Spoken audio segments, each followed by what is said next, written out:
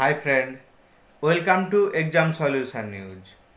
তো বন্ধুরা, আপনারা জানেন যে গতকাল মুখ্যমন্ত্রী মমতা বন্দ্যোপাধ্যায় অনশনকারী এসএসসি চাকরি প্রার্থীদের কাছে এসেছিলেন এবং চাকরি প্রার্থীদের কাছে তিনি আবেদন করেছেন যে তারা যেন অতি শীঘ্রই অনশন তুলে নেয়। তাদেরকে তিনি প্রতিশ্রুতি দিয়েছেন আগামী জুন মাসের প্রথম সপ্তাহের মধ্যে এসএসসি চাকরি প্রার্থীদের বিষয়টি বিবেচনা করে দেখবেন। আর বর্তমানে তিনি কোনো প্রতিশ্রুতি দিতে পারছেন না। তার কারণ হিসাবে তিনি বলেছেন, যেহেতু লোকসভা ভোটের দিনক্ষণ ঘোষণা হয়ে গিয়েছে, এই সময় তার হাত পা বাঁধা, সে কোনো মতোই তাদেরকে কোনো প্রতিশ্রুতি দিতে পারছেন না।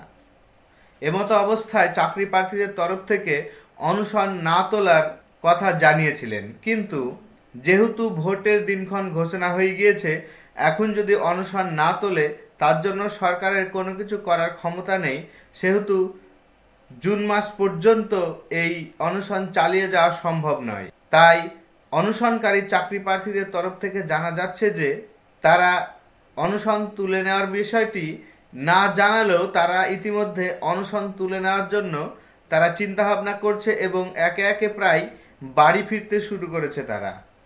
তাহলে মুখ্যমন্ত্রী মমতা বন্দ্যোপাধ্যায় যেহেতু প্রতিশ্রুতি দিয়েছেন আগামী জুন মাসের মধ্যে এসএসসির বিষয়টি বিবেচনা করে দেখবেন, সেহেতু আর এই অনশন চালানো উচিত হবে না, বা অনশন চালিয়ে এর ফলাফল খুব একটা ভালো পাওয়া যাবে না, এ বিষয়টি তারা অনুভব করতে পেরেছে, যার জন্য তারা অনশন প্রত্যাহারের দিকেই এগিয়ে যেতে চলেছে।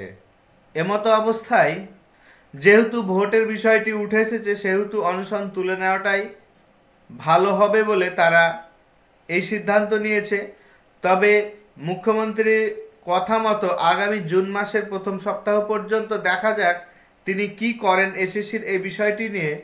যেহেতু মুখ্যমন্ত্রী নিজে প্রতিশ্রুতি দিয়েছেন, সেহেতু তিনি এই বিষয়টির ব্যতিক্রমী কিছু করবেন না এবং এসএসসির চাকরি প্রার্থীদের আর অল্প দিন অপেক্ষা করলে হয়তো তাদের সুদিন চলে আসতে পারে। তো বন্ধুরা, এই ছিল আজকের আলোচনা। যদি ভিডিওটি ভালো লাগে তো অবশ্যই একটি লাইক করবেন, কমেন্ট করে আপনাদের মতামত জানাবেন এবং শেয়ার করে আপনাদের বন্ধুদের দেখাতে ভুলবেন না। আর আমার এই চ্যানেলের সঙ্গে জুড়ে থাকার জন্য অবশ্যই আমার চ্যানেলটিকে সাবস্ক্রাইব করবেন।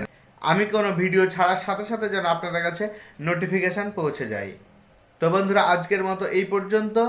ভালো থাকুন, সুস্থ থাকুন, ধন্যবাদ।